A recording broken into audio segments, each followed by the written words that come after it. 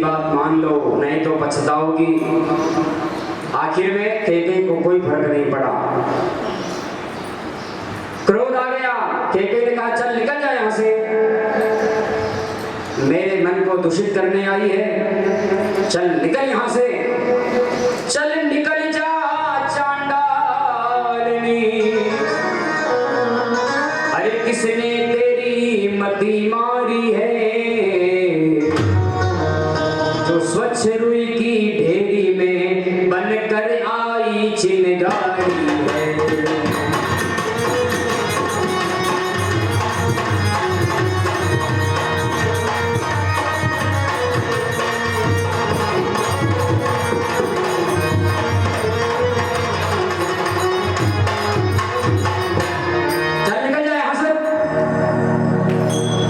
चांडाल ने कहीं से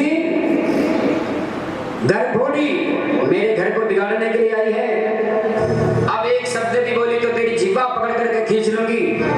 जानती या नहीं मुझे, चल निकल यहां से। देखो जब तक कैकेयी ने उसको स्पर्श नहीं किया तब तक तो उसकी बुद्धि नहीं बिगड़ी, लेकिन जैसे ही उसको धक्का देकर के बाहर निकालने के लिए कहा, स्पर्श किया उस दुष्टनी को, और कैकेयी का भी मन बदल गया।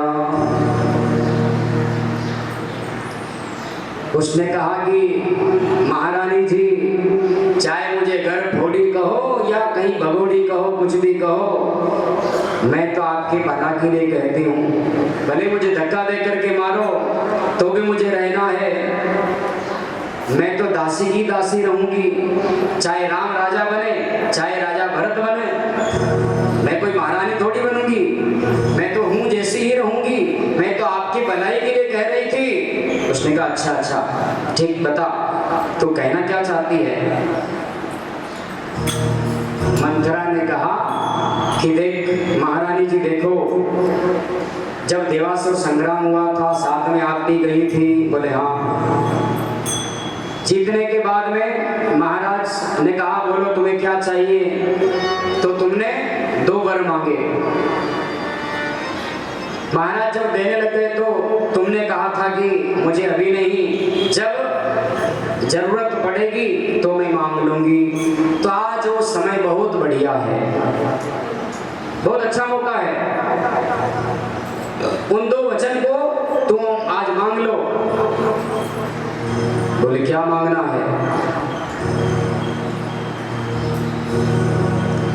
मंथरा ने कहा कि पहले वचन में तो भरत को राज्य गद्दी मांग लेना, और दूसरे में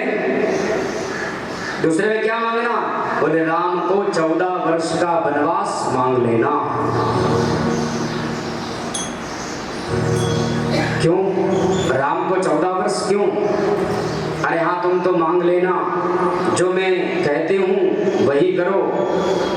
समय बहुत कम है, काम बहुत ज्यादा है, और देखो राजा तुम्हें बड़ी बड़ी मीठी मीठी बातों में ले लेंगे, लेकिन तुम उनकी बातों में चक्कर में मत आ जाना। दूसरा वचन, जब राजा सौगंध राम की खाए तो दूसरा वचन मांगना, नहीं तो फिर ही अधूरा रह जाएगा। ठीक है।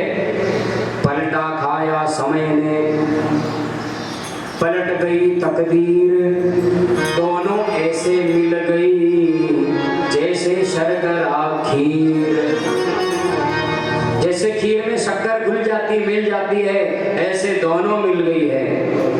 और होनहार तो जो होना होता है वही होकर के रहता है। त्रिया चरित्र ऐसा ही होता है जो मित्र को शत्रु और शत्रु को बना देता है। कहते हैं कि अरे स्त्री क्या कर सकती है, त्रिया क्या कर सकती है। अरे त्रिया सब कुछ कर सकती है, कहा न त्रिया कर सके, स्त्री क्या नहीं कर सकती है, सब कुछ कर सकती है। तो आज यह समय आ गया। कैकेयी ने पूछा कि अब मैं क्या करूं, कहां जाऊं।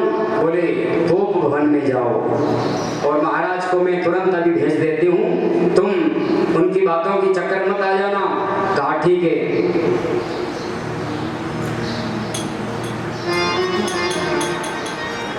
ठीक है। दासी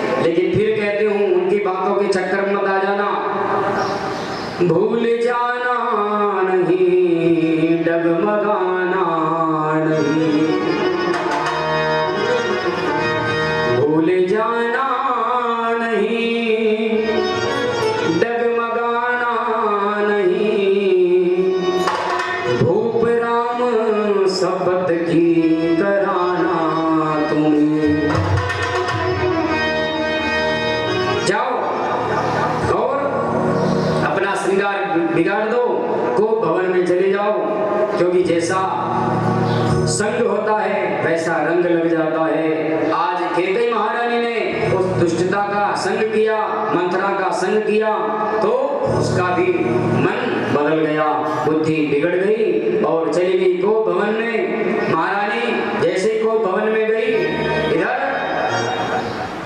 दौड़ती दौड़ती मंथरा राजा से जाकर कहा, महाराज महाराज। बोले, महारानी कैकेयी कहाँ है, बताओ क्या हाल है, सब अच्छा है ना, श्रृंगार वगैरह सब हो गया, कल राजा राम होंगे।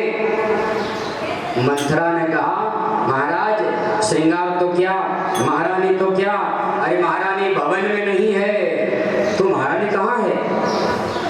बोले, महाराज महारानी भवन में नहीं, वो तो कोप भवन में गई है। और जैसे ही कोप भवन का नाम सुना, महाराज के पैर धरती से खिसक गए।